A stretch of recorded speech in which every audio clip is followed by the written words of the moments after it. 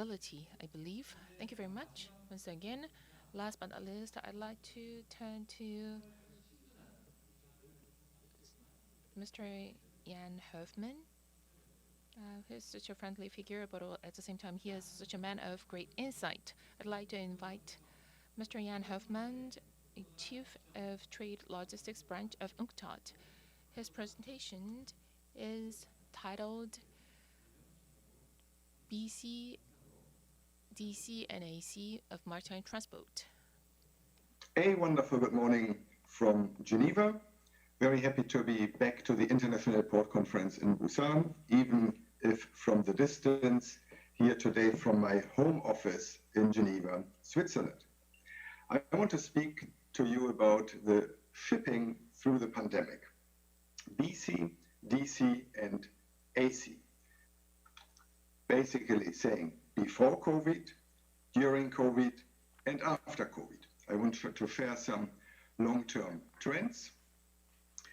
Up to now, some waves of demand and supply during the pandemic, and some long-term perspectives. Let us start with before COVID, some long-term trends. And as you may know from earlier interventions of mine at your excellent conference, we have produced a liner shipping connectivity index, which since recently we also have on the port level. So I've put here for you the latest index, which is for the third quarter of 2020 already. And you can see that Shanghai is number 1, followed by Singapore, then Ningbo and Busan currently ranked number 4. Overall, you see a quite positive growth of the yellow line of Busan. Within Korea, we can also share the components from which this index is generated. This is the latest. So you see again, Busan is number 1 with an index of 117, followed by Gwangyang with an index of 60, Incheon 36.8, and Ulsan with an index of 19. And you can see the underlying data. So this index is generated from hard data. It is not a poll or an opinion or a perception. It's really hard data. A long-term trend, if we look at these underlying components for all countries and ports in the world, you see what we observe, what you observe in your ports, how the vessel sizes increase, that is the blue line, how the total deployed capacity increases, the orange line, but the other real connectivity indicators, number of direct connections, how many calls per week, how many services, how many operators, the red line, an indicator of competition, are actually slightly going down. And we can also see here, when you look at the orange line, how in the second quarter, globally, the average of the deployed capacity has gone down. And we'll come back to this when we speak at during COVID. So this long-term trend here presented another way. You see on the one hand, the blue line, TEU container deployment is going up, and the orange line, number of companies going down. Same story, two sides of the same coin. Ship size maximum going up, number of services going down. And here I like to highlight a letter I once wrote to The Economist magazine, who had written in an article that shippers benefit from economies of scale. And I have tried to explain in this letter, and this PowerPoint will of course be shared, and you can look it up in The Economist, that whether or not shippers actually benefit from the economies of scale depends on the market and different factors. So sometimes if we want to improve connectivities, reduce transport costs, there may be a trade-off between, on the one hand, economies of scale, on the other hand, competition. I'm sharing with you here some very new charts, not yet published, but sharing here with you, where we look at port calls. This is data from the Journal of Commerce, IHS. So on the one axis, you see the time a ship spends in port. These are averages per country. So every dot is a country, and these are averages. And the call size, meaning how many containers are loaded and unloaded per ship call. So obviously it makes sense if we load and unload more containers, a ship spends more time in port. So there's a positive line. But it's not linear, and there's a big variety. So sometimes it may be longer, shorter, depending on the efficiency of a port, maybe also the efficiency of the shipping line, customs, different aspects that may explain those differences. So this is the ship perspective. If I take I keep the average call size, the red circle, and I change it not per ship, but per container move on the y-axis. And then all of a sudden, you do see economies of scale. You do see the higher the call size, the less time the ship spends in port per container. And because the call size is related to the ship size, the average vessel size, there too one could say the bigger the ship, empirically, on average, the fewer minutes the ship spends in port per container. So what we can say from this, carriers benefit from bigger call sizes and vessel sizes. Ports are confronted with higher peak demand. We discussed this as an earlier conference in Busan. And shippers are confronted in reality with less choice and frequencies. So another long-term trend leads me to my next point, the COVID, the pandemic. Here we have the number of ports that are included in the global liner shipping network. Again, this is combined with data from MDS Transmodal. And you see how there was a long-term positive trend, but already since early last year, you see first quarter 2019, the number of ports included in the global network has started to go down. Let us look at trends during the pandemic waves of demand and supply. Here's a video I want to share with you, which shows up to August, the number of container ship port calls in every country of the world. The size of each bubble means how many weekly container ships call at the port. And the color compares it to last year, to before COVID. So you could say, if it is getting red, it means the situation is getting worse compared to last year, at least to some extent due to COVID. And you see now, for example, here, China is already back in the green. Many other countries in August were still back still in red. So the world total port calls, you see the blue line here, the dark blue is the world total of container ship calls, still less than last year, but closing the gap. If I now divide the world into two regions, one region is China, where you have already above last year's values, and the other region is the rest of the world, everything except China, which is still trying to catch up. Two more slides under the pandemic part here. We want to ensure efficiency during the pandemic.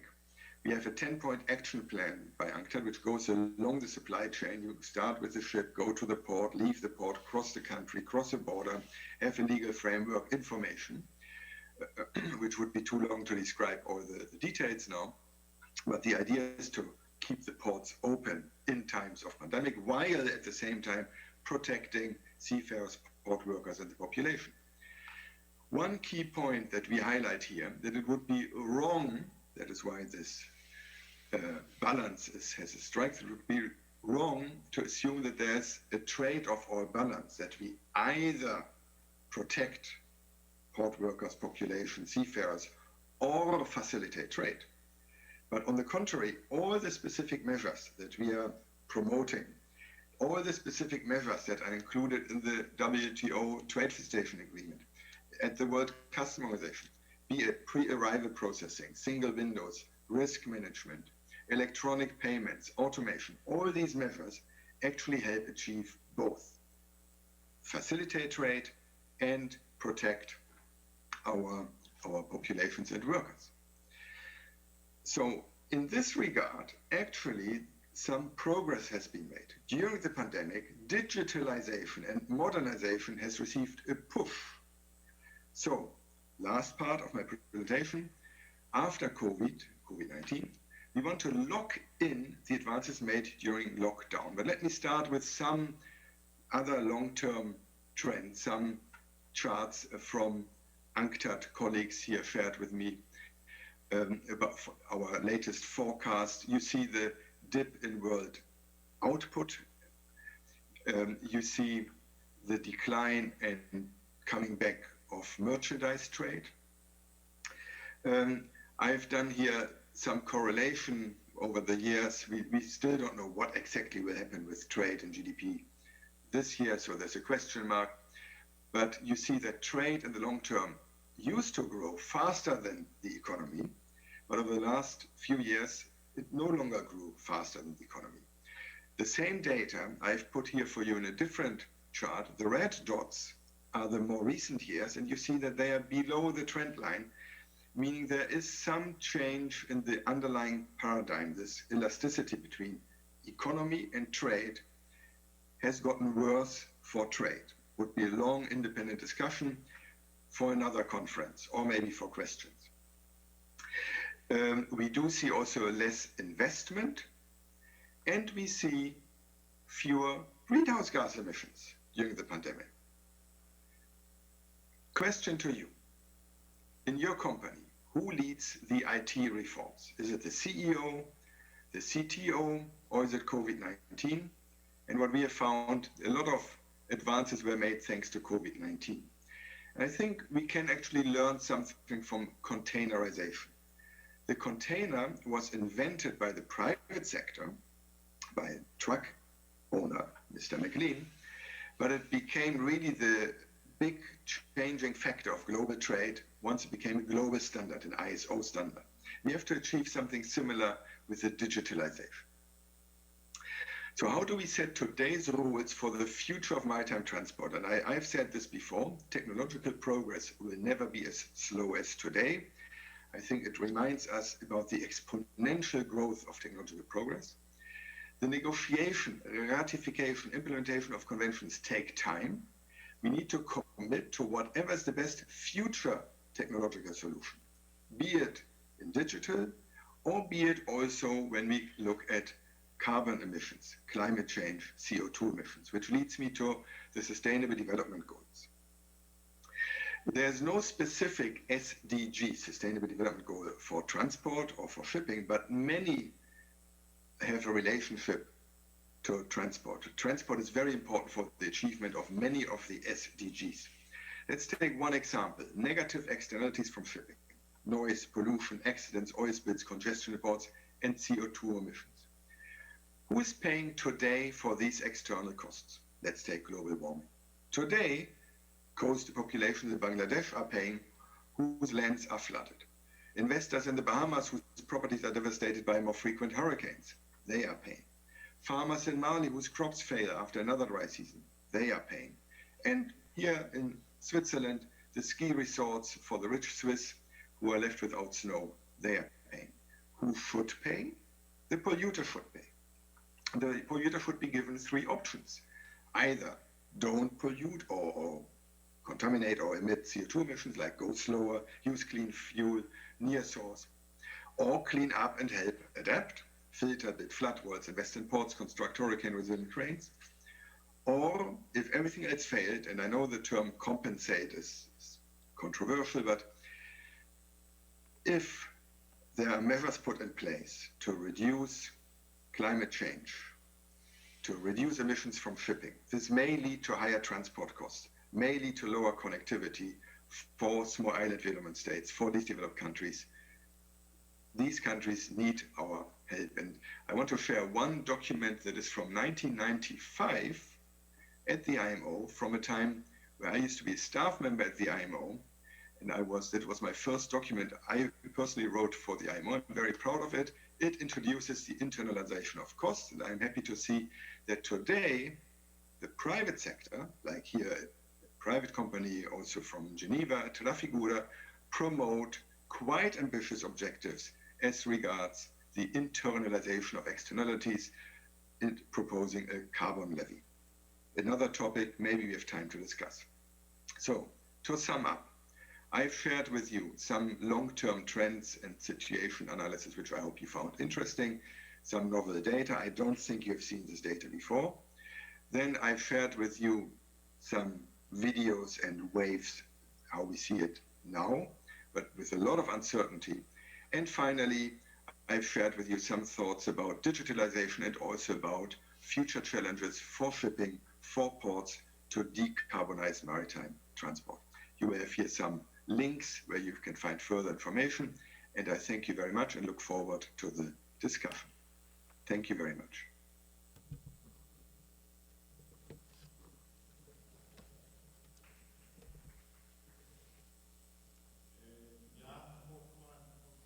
Mr. Jan Hofman also served as the president of the Society for Global Shipping and Ports.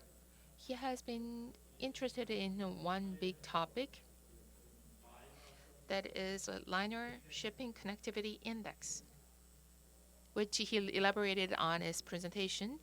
The survey was conducted on an annual basis. I think Busan ranked 3rd or 4th.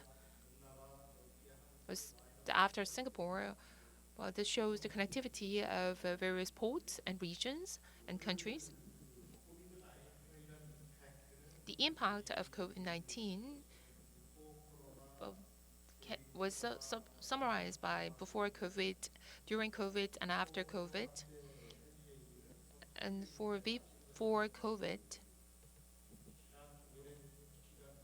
he mentioned that the growing size of vessels has been suspended, and the economies of scale, the effect has run out.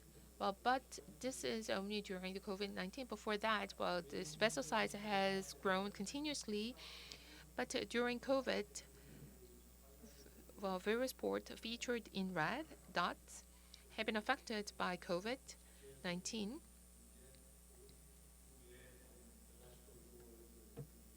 Well, the issue is originated from China and originated from outside Korea. And as for after COVID, I think the key point is quite similar to the presentations of the previous two presenters. Well, the global trade growth would slow down. And even if GDP growth is there, the trade growth would not be as fast as it was in the past. I think that this is the point repeated by our previous presenter. And the second key factor he mentioned is the impact of the greenhouse gas emissions and the various regulations to deal with that. The case in point is IMO regulation. He used the term Sustainable Development Goals, SDG. The IMO, since 1995, talked about the internalization of cost or the externalities, including the carbon emission.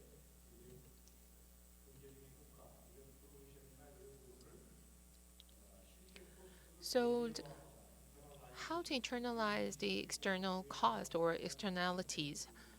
So for the past 20 years, the carbon tax has been considered. So about $300 of carbon tax would be quite effective in mitigating carbon emission. Then who will pay for the pollution or environmental degradation? Well, he mentioned the principle of PPP. Well, the measure, there are three options for the polluter. The first is to stop polluting or to reduce polluting. And the second is to offer mitigating measures. The third is to compensate. So on one side, you have the 디지털라이제이션을 green 지금까지 끌어왔던 technology 게 or the 그러면 과연 sustainability. On the IT other side 전문가냐 is 이분이 볼 때는 아니다. digitalization. 코비드-19이 And he also 선사들이 believes that the digitization has been put forward during COVID-19 because of the COVID-19, not because of the CEO's initiatives or CTO's initiatives. 발표 잘